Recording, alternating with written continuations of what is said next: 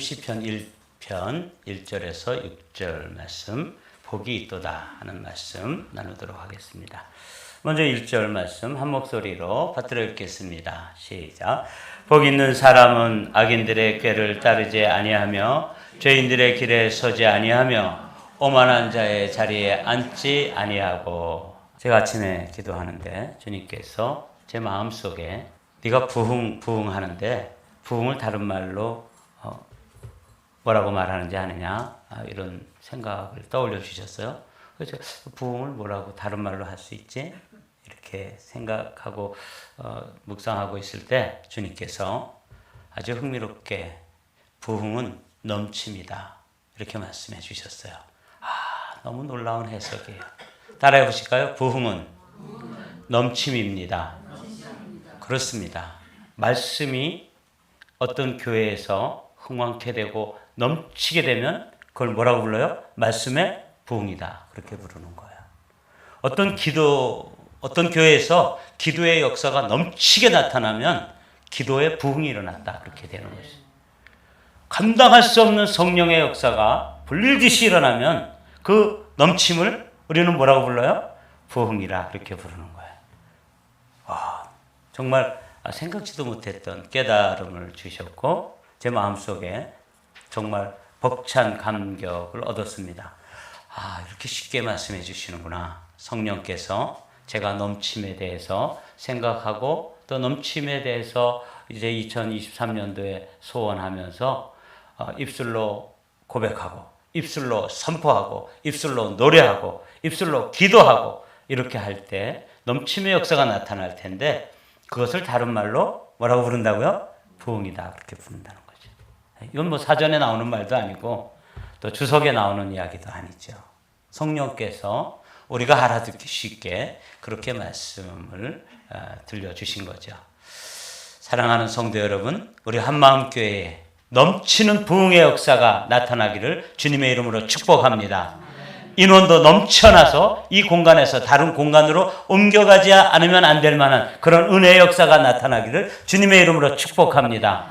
여러분 가정에도 비즈니스에도 넘침의 현상이 경험되어지기를 주님의 이름으로 축복합니다. 여러분 자녀들 가운데도 지식과 지혜에 넘치는 현상, 그런 부흥의 현상이 경험되어져서 뛰어난 하나님의 사람들로 바울처럼 다니엘처럼 요셉처럼 그리고 바울처럼 또 베드로처럼 모세처럼 하나님 나라의 기둥과 같은 인물들이 우뚝우뚝 세워지는 넘침의 현상이 경험되어지기를 주님의 이름으로 축복합니다. 이런 넘침을 경험하려면 오늘 말씀을 잘 새겨 들으십시오. 복 있는 사람은 여기서 이제 이 복이라는 말씀이 이 시편이 150편으로 되어 있어요. 그러니까 성경 중에서 가장 길게 장수가 긴 성경인데 그 첫 번째 단어가 복이라는 단어로 시작되고 맨 끝에 150편에 가면 할렐루야라는 말씀으로 맞춰지게 됩니다. 복받은 사람들이 정말 하나님께 영광을 돌릴 수밖에 없는 그렇게 이 책의 구조가 되어 있는 거예요. 복 있는 사람 그리고 할렐루야 이렇게 시작하고 끝맺음을 됩니다. 성경 말씀의 첫 글자는 어떤 글자죠? 태라는 말이에요. 그죠? 태초에 태.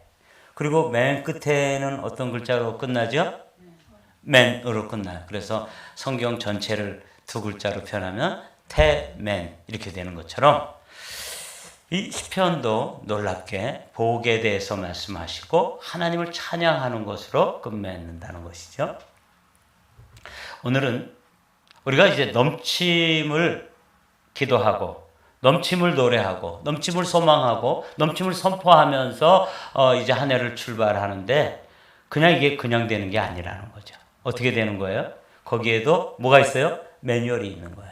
오늘 이 말씀은 우리가 그런 넘침, 다른 말로 얘기하면 부흥인데 제가 30주에 걸쳐서 매주 토요일마다 그 세계 부흥의 역사를 함께 부족하지만 연구해서 또 성도들과 나누고 그게 또 동영상으로도 나와 있어요. 여러분들도 한번 순서대로 한번 이렇게 쭉 한번 보시기 바랍니다.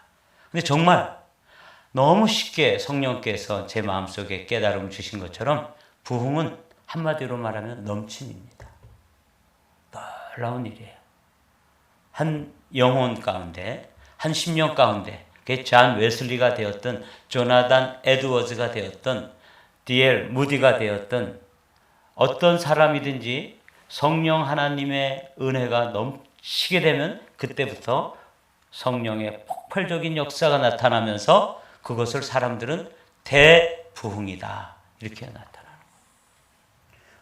우리나라에도 평양 대부흥 이전에 원산 대부흥이 일어났어요. 1903년도에. 그때도 그 선교사님 한 분이 아주 캐나다에서 명문대학을 졸업하고 한국에 와서 선교사로 왔는데 한국에 그 꾀죄죄죄하고 뭐 갓쓰고 상트 틀고 바지 조거리 입은 이 사람들이 얼마나 완고하고 완악하고 못됐는지, 그래서 이 선교사의 마음속에도 같이 경멸하고 그 사람들을 무시하고 아주 이렇게 룩다운하고 그렇게 하면서 시간을 보내는데 아무런 선교의 열매가 나타나지 않는 거예요. 그러다가 중국에서 이 선교사들에 대해서 핍박이 일어나서 중국에 가 있던 선교사들이 한국으로 이 조선 땅으로 피신을 와서 거기에 몇몇 여자 선교사님들이 한국의 부흥을 위해서 기도합니다. 이 땅에도 부흥을 주십시오.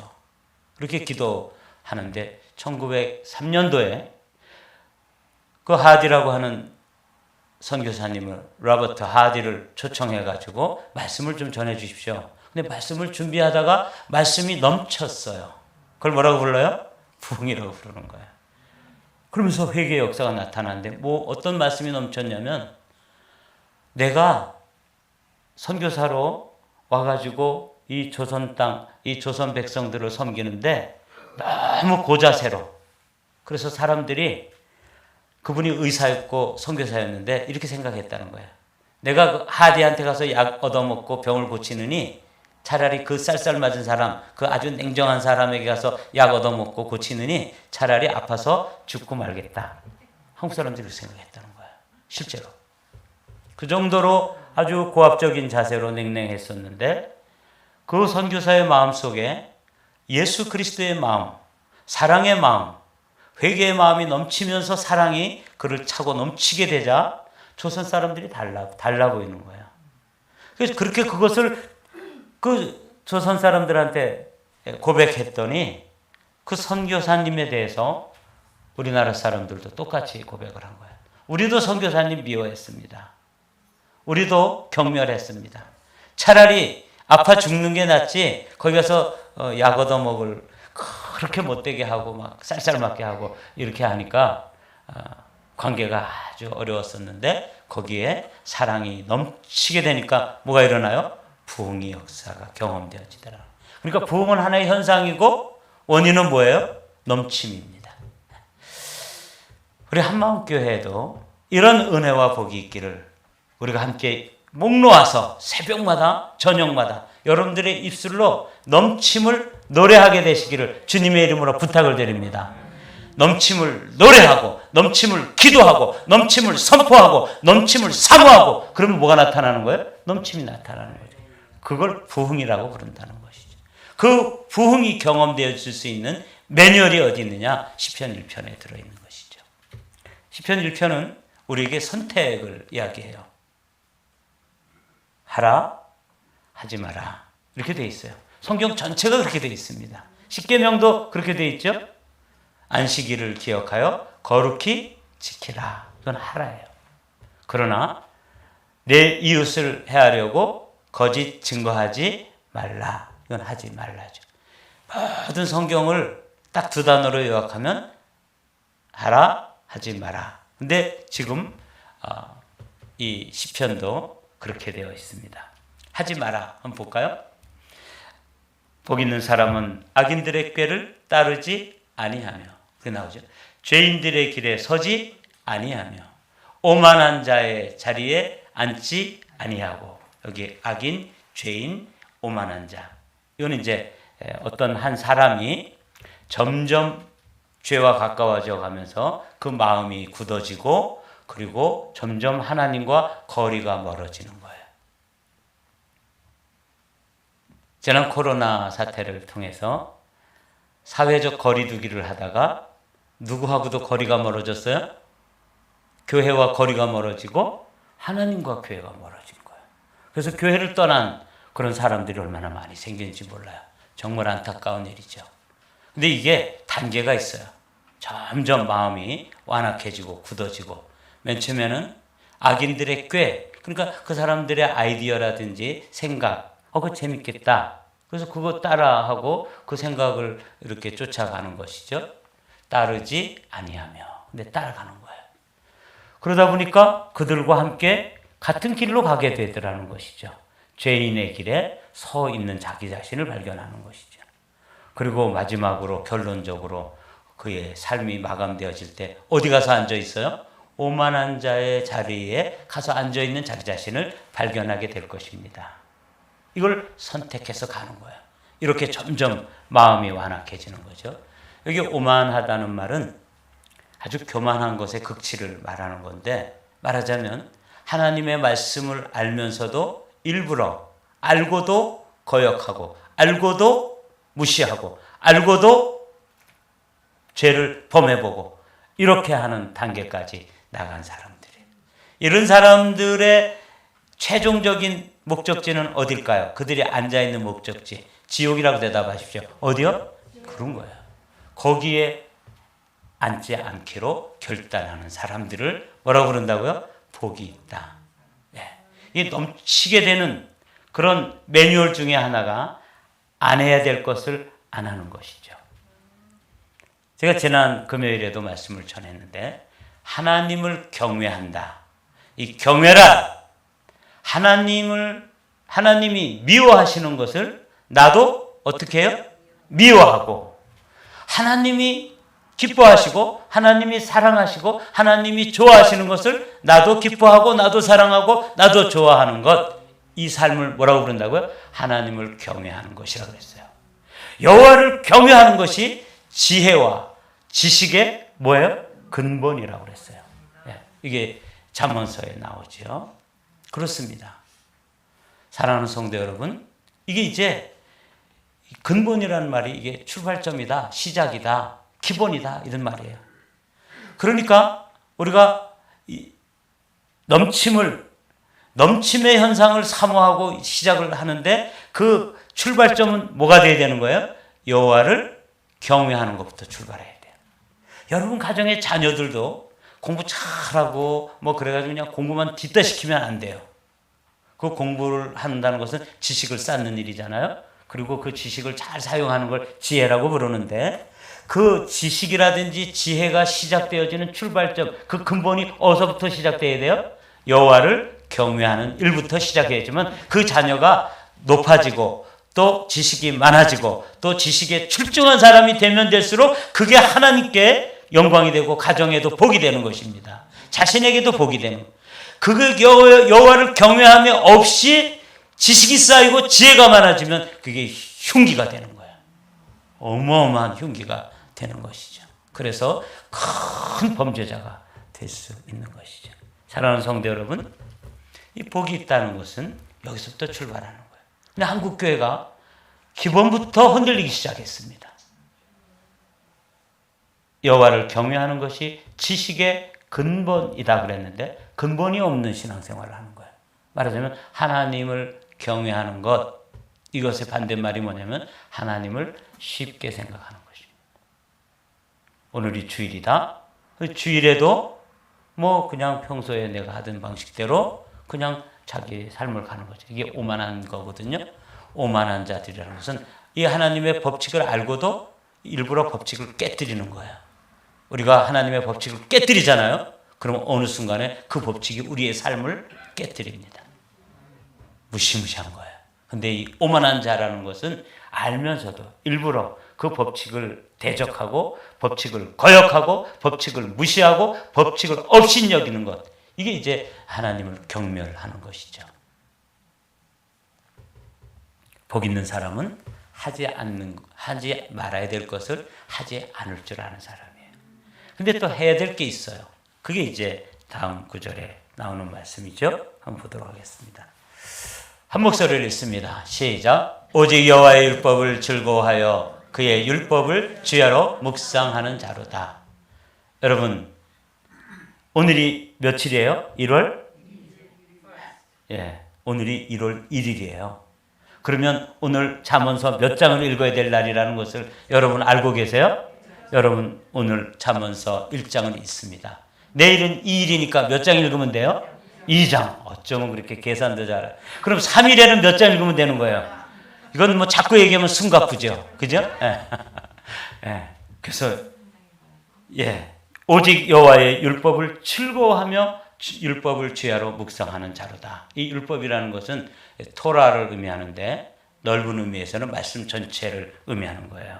보십시오. 디모데전서 3장 16절, 15절부터 17절까지인데 여러분 3장 16절을 기억해 놓으십시오. 요한복음 3장 16절, 디모데후서 3장 16절, 이렇게 외우기가 쉽죠. 또 어려서부터 성경을 알았나니 성경은 능히 너로 하여금 그리스도 예수 안에 있는 믿음으로 말미암아 구원에 이르는 지혜가 있게 하느니라.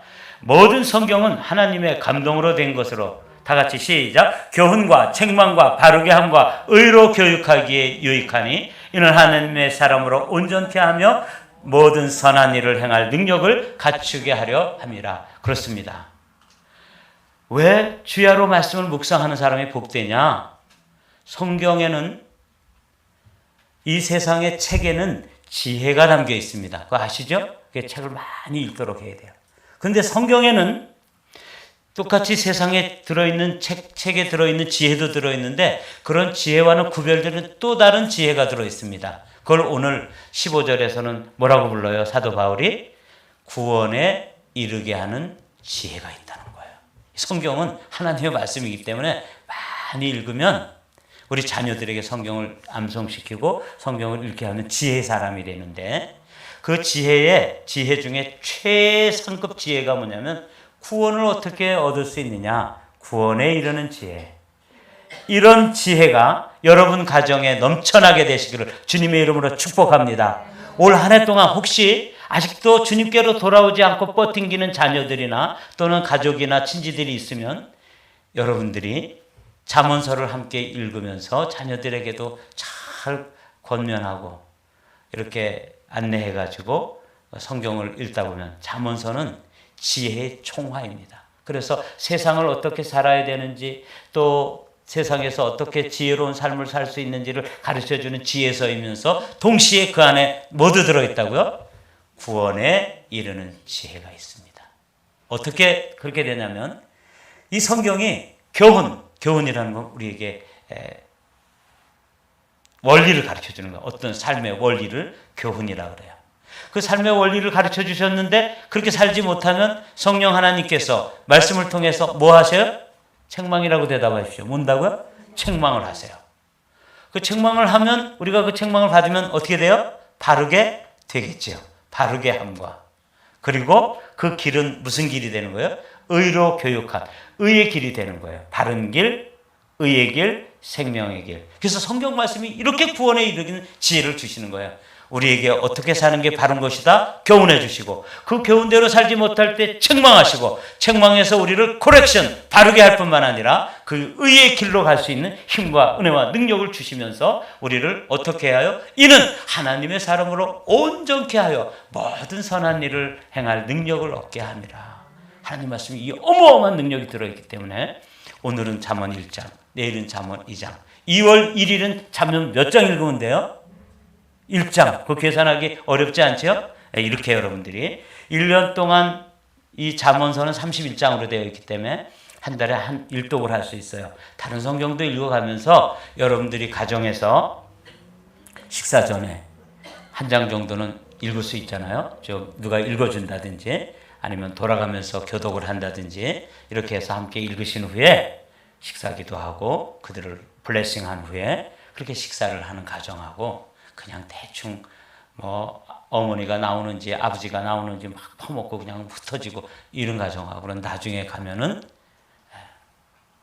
작은 차이가 큰 차이를 만들어냅니다. 그러므로 오늘 이 말씀 넘침을 경험하고 싶으면 말씀을 사랑해야 되고, 말씀을 사랑한다는 것은 하지 말아야 될 것은 하지 않고 해야 될 것은 하는 것. 이게 오늘 지침의 핵심입니다. 하라와 하지 마라를 실천하는 것이죠. 이렇게 됐을 때 그 사람을 성경에서는 뭐라고 부르냐면 시냇가에 심은 나무와 같다. 그래서 오늘 두 가지 이미지를 우리에게 두 장의 그림을 저와 여러분들에게 보여주세요. 한 장의 그림은 뭐예요? 시냇가에 심은 나무와 같이 열매를 가득가득 맺어가는 거예요. 천국에 가면 그 열매 맺는 나무는 1년에 몇 번을 맺어요? 달마다 맺는데 12번을 열매를 맺는 거예요. 얼마나 놀라운 일이 있습니까? 이게 이제 천국 백성들이 열매 맺는 나무로서 보여줘야 될 넘침의 현상입니다. 원래 1년에 한 번밖에 열매 맺지 못하는데 천국에서는 다달이 열매를 맺는다니까 얼마나 넘치겠어요. 그렇죠? 하여튼 넘침은 천국을 경험하는 것이고 넘침은 충만을 경험하는 것이고 넘침은 복을 경험하는 것입니다. 그래서 여러분들이 하여간 올해는 그걸 한번 노래를 불러보십시오. 해가 떠도 넘침, 달이 떠도 넘침, 비가 와도 어떻게 돼요? 넘침. 또 비가 그쳐도 넘침. 주님 은혜가 넘치게 하시고 말씀이 넘치게 하시고 건강이 넘치게 하시고 우리 자녀들에게 지혜가 넘치게 하시고 믿음이 넘치게 하시고 아멘으로 여러분의 것으로 삼으시길 주님의 이름으로 축복합니다. 네, 이렇게 그는 시냇가에 심은 나무가 철을 따라 열매를 맺으며 그 잎사귀가 마르지 않은 것 같으니 다 같이 시작. 그가 하는 모든 일들이 다 형통. 형통은 다른 말로 뭐라고 부를 수 있어요? 넘침이라고. 네. 그냥 풀리는 거예요. 그냥 열리는 거예요. 그냥 열매가 맺히는 거예요. 그냥 일이 되는 거예요. 근데 넘침이 아니라 막힘이라든지 넘침이 아니라 결핍이라든지 이렇게 되면 뭐예요? 되던 일도 안 되는 것이죠. 이게 이제 우리의 삶에서 경험되어지는 순간이에요. 그 사람을 이렇게 표현하고 있습니다. 4절 말씀 다 같이 읽어보죠. 시작. 안 되는 사람들 시작. 악인들은 그렇지 아니하며 오직 바람에 나는 겨와 같도다. 네, 여기 겨가 나오죠. 나무가 나오잖아요. 시냇가에 심은 나무를 어떤 학자들은 뭐라고 불렀냐면 여호와의 정원에 심겨진 나무. The Garden of God. 거기에 심겨진 나무가 시냇가에 심겨진 나무라는 거예요. 제 아내가 아침에 저에게 이런 질문을 했어요. 제 아내가 자주 들어가는 어떤 그 웹사이트에 들어가 보니까 어떤 사람이 교회를 열심히 다니다가 이제 교회를 끊었대요. 아마 거리두기를 한 모양이죠. 그런데 이분의 간증이 어떤 간증이겠어요? 교회를 끊고 예수 믿는 걸 끊었더니 신세계가 열린다. 이렇게 써놨다는 거예요. 거기다가. 그랬더니 거기다 또 누가 약간 좀 어리석은 사람들이 또 거기에 또 쫙 필이 꽂혀가지고 좀 더 자세히 풀어주십시오. 이렇게 또 댓글을 썼더라는 거예요. 뭘 자세히 풀 게 뭐 있어요. 그래서 제 아내가 이런 걸 어떻게 자세히 풀어줄 수 있냐 하고 저한테 퀘스천 하더라고요. 제가 시편 1편으로 해답으로 풀어주겠다. 이렇게 제가 약속을 했어요. 여기 나무 있잖아요. 이 심겨진 나무는 자유를 제한당해요. 더군다나 이 심겨진 나무와 같이 사는 사람은 율법을 따라 살기 때문에 하라와 하지 마라로 자신이 제한당해요. 그러나 바람에 나는 겨 있잖아요. 이 겨는 자유분방하게 살 수 있어요. 바람이 이쪽으로 불어. 동성연애의 바람이 불어. 그럼 그 바람을 편성해서 동성연애도 해볼 수 있고. 그렇죠? 마약의 바람이 불면 그쪽 바람을 타고 약도 한번 해볼 수 있고. 자유로워요? 자유롭지 않아요? 신세계가 열리는 것처럼 보이지. 예. 그 신세계가 열린다고 착각이 되어지는 거예요. 그러나 결론, 시냇가에 심겨진 나무는 말씀에 의해서 제한을 받는 것처럼 보이고 말씀에 의해서 조금 자유가 제한당하는 것처럼 보이지만 최종적으로는 어떻게 한다는 거예요? 그 사람은 여호와께 인정을 받고 바람에 나는 겨처럼 그렇게 자유롭게 날아다니던 것들은 자유가 있고 신세계가 열린 것처럼 보이지만 결국은 어느 자리에 가서 앉아 있어요? 불구덩이에 들어가 있는 것입니다. 이건 뭐 해석이 어렵지 않잖아요. 그렇죠? 악인들은 그렇지 아니하며 오직 바람에 나는 겨와 같도다. 얼마나 자유스럽습니까? 바람 부는 대로 휩쓸려 갈 수 있고 유행을 따라 살 수 있고 그냥 사람들이 옷을 짧게 입으면 짧게 입고 뭐 벗고 다니면 벗고 입고 별거 다 하고 사는데 얼마나 자유스럽게 살 수 있는 것처럼 보이지만 결국은 시냇가에 심은 나무가 얼마나 어리석게 보이겠어요. 야, 너는 그게 사는 거니? 넌 무슨 재미로 사는지 모르겠다. 나 예수 믿는 사람들 이해가 안 돼. 그런 사람들 있죠? 그게 뭐 시냇가에 심은 나무처럼 이렇게 자유를 제한당하고 스스로 말씀 가운데 살고 그렇지만 이런 유명한 이야기가 있습니다. 기차는 레일 위에서만 자유롭다. 그렇죠? 그 레일을 벗어나는 걸 뭐라 그래요? 탈선이라고 대답하세요. 뭐라고? 탈선. 그렇게 되면 대형 참사가 일어나는 거예요. 기차가 달려가다가 선을 벗어나면. 근데 그 바람에 나는 겨처럼 사는 사람들, 예수 그리스도를 잘 믿었대요. 그분은 열심히 믿다가 지금 떠났는데 신세계가 열리는 것처럼 보이지만 그거는 선로를 벗어난 거예요. 그렇게 이해하시면 뭐 좀 더 자세히 해석해 줄 것도 없지요. 너는 지금 선을 벗어났다. 여기 나오잖아요. 5절 말씀 다 같이 읽습니다. 시작. 그러므로 악인들은 심판을 견디지 못하며 죄인들이 의인의 모임에 들지 못하리로다. 예, 아까 자리 있잖아요. 어디 자리에 앉아 있느냐 말씀드렸어요. 6절 말씀 다 같이 읽고 이제 다음 구절 읽고 마치겠습니다. 시작. 무릇 의인들의 길은 여호와께서 인정하시나 악인들의 길은 망하리로다. 그러니까 그 신세계가 어떤 신세계가 열린 거예요? 망하는 신세계가 열린 것 뿐이에요. 부러워하지 마십시오. 바람에 나는 겨처럼 그렇게 휩쓸려서 막 이리저리 휘휘 날아다닐 수 있고 자유를 만끽하는 것처럼 보이고 야 정말 내가 예수 믿다가 이렇게 예수를 끊으니까 예수와 거리두기를 하니까 신세계가 열린다? 천만의 말씀 만만의 콩떡이라고 대답해 주십시오.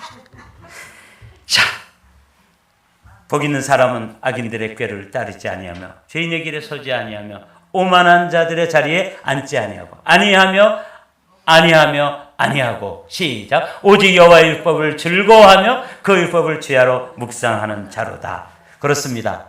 8절 여호수아 1장 8절의 말씀, 여호수아에게 주셨던 하나님의 생명의 말씀입니다. 다 같이 읽습니다. 이 율법책을 내 입에서 떠나지 말게 하며 주야로 그것을 묵상하여 그 안에 기록된 대로 다 지켜 행하라. 그리하면 내 길이 평탄하게 될 것이며 내가 차고 넘치리라. 이렇게 말씀하시잖아요.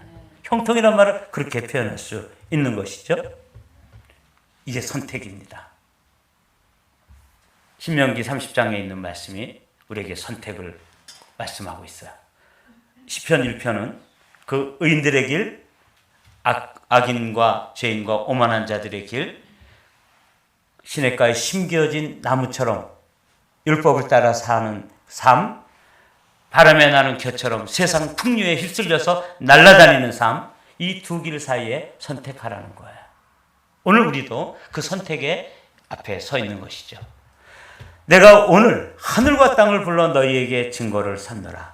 내가 생명과 사망과 복과 저주를 내 앞에 두었은즉 너와 내 자손이 살기 위하여 생명을 택하고 내 하나님 여호와를 사랑하고 그의 말씀을 청종하여 또 그를 의지하라. 그는 내 생명이시요 내 장수시니 여호와께서 내 조상 아브라함과 이삭과 야곱에게 주리라고 맹세하신 땅에 내가 거주하리라.